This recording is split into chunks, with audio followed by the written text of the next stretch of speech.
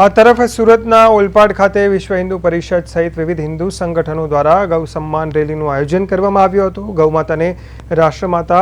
જાહેર કરવાની માંગ સાથે યોજાયેલી આ રેલીમાં મોટી સંખ્યામાં ગૌ ભક્તો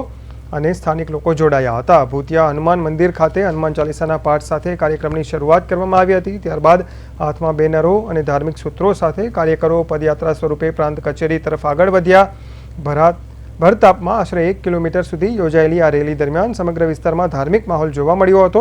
પ્રાંત કચેરી ખાતે પહોંચ્યા બાદ જય શ્રી રામના સૂત્રોચ્ચાર સાથે વાતાવરણ ગુંજી ઉઠ્યું હતું। રેલી પૂર્ણ થયા બાદ રાજ્યપાલ અને મુખ્યમંત્રીને સંબોધીને પ્રાંત અધિકારીને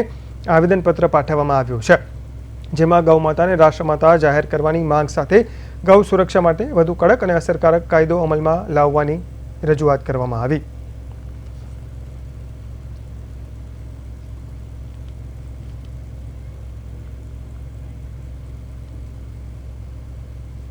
आज रेली जे गाड़ी है क्या मुद्दे में आवेदन पत्र આપણા જે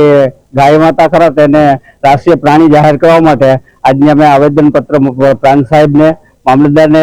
ત્યારબાદ મુખ્યમંત્રીને, રાજ્યપાલને અને વડાપ્રધાનને અને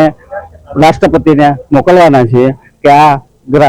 વહેલી તકે આ જે ગાય માતા છે એને રાષ્ટ્રીય પ્રાણી જાહેર કરે। ખાલી મત માટે હિન્દુનો ઉપયોગ નહીં, પણ એક આપણા જે ગાય માતામાં જે 33 કોટી દેવતા રહે છે એના સન્માન માટે બી અમે આયોજન આજે ઓલપાડમાં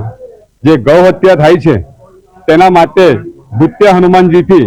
મામલતદાર ઓફિસ સુધીની જે રેલી કરવામાં આવી છે અને આ રેલીમાં ઘણા બધા લોકો જે હિન્દુ પ્રેમીઓ બધા જોડાયા છે અને જે ગૌ માતાને જે રાષ્ટ્ર પ્રાણી જે રાષ્ટ્ર માતા જે રાષ્ટ્રમાતા તરીકે જે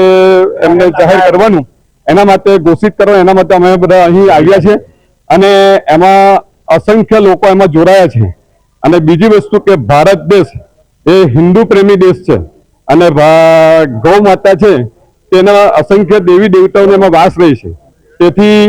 ગૌ માતાને રાષ્ટ્રીય માતા તરીકે, રાષ્ટ્રીય પ્રાણી તરીકે